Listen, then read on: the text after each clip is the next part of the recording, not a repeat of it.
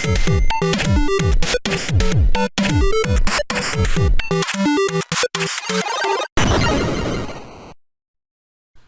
know, sometimes I start a game with an intention to review it, but as I'm playing it, reasons pop up that cause it to be scrapped. Maybe it's boring, maybe there's really just nothing to say about it, maybe the game is interesting enough, but it just doesn't hook me the way I want it to. Or maybe I'm just not feeling it at the time. The game I played for this week's review, Mojo on PS2, ticks a few of those boxes. So why am I talking about it? Well, I got it as a part of the video game's monthly service a few months ago, and my PS2 for whatever reason was refusing to read the disc. So I booted it up and started recording it with intention to review it, but it just wasn't doing it for me. So I shelved it for a bit. But as I was going over my notes, I realized that this is still part of my to-do list, and decided to suck it up, play Mojo some more, and give you some insight on the game. So here we are. Mojo is a game in where you roll a ball on a field, attempting to break colored blocks that correspond to the color of your ball. That's pretty much it. You can probably see why I scrapped it at first, but nope, we're not quitting on this one. The game starts off easy enough, with pop-ups before every level giving you tips on how to play.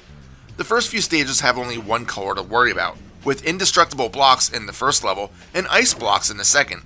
In level 3, a second color is introduced, and you learn you need to move your ball into what's called an infuser to have it change colors, as the sphere you control can normally only break blocks of the color currently possessed by the ball. There are other additional colors that eventually get added, for a total of 4. Red, blue, green, and yellow. Yellow is important as not only does this color smash the applicable blocks, but it's the only color that will allow you to collect and use keys on locked blocks. It's a simple gimmick that tries to expand the scope of play, although not by much. The whole goal is to clear each stage by smashing every breakable block as quickly as possible.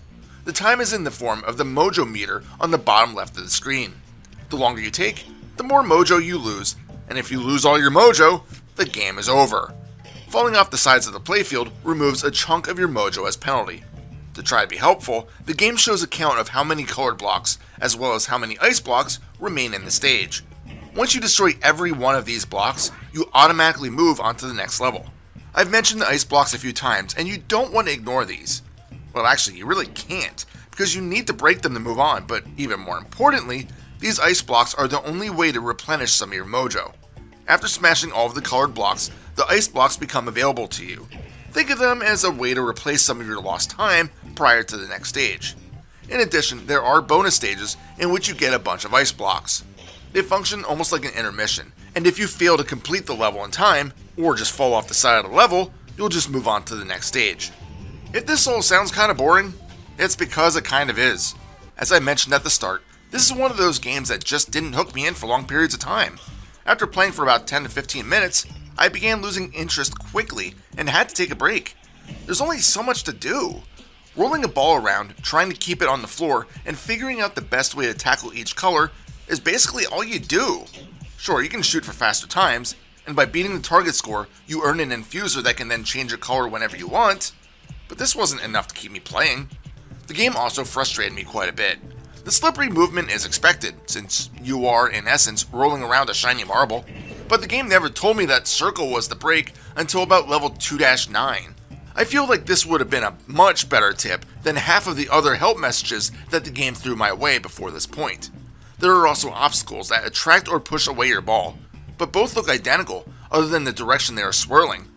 A more defining look for each would have been more beneficial. No matter how frustrating some of the stages get in terms of design, at least there's not much of a penalty for getting a game over. You can simply continue on the stage you are currently on, and it seems like there are infinite continues as well. But when you are constantly falling off the edges of the map due to uneven terrain, even this will kill your mood. There are minimal sound effects present, but there are music tracks for each world. These tracks aren't bad per se, but they are repetitive, and got old quick. Graphically, the game keeps a simplistic look, but it works for the game's favor as it allows for smooth gameplay. Having janky physics due to overdone visuals would have brought this game down a few notches, but as it stands, the smoothness of play does help the game. But this just can't bring the game up from pure mediocrity. Mojo reminded me of a modern take on Marble Madness, another game I really cannot stand. I just never understood the appeal, and perhaps that's why I can't recommend Mojo to you. After just a few minutes, you understand what the game has to offer, and nothing introduced after that ever made me want to play more.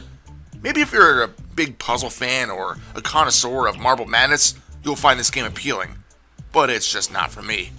Final score? 3 out of 7. This is Reaper. Happy fragging.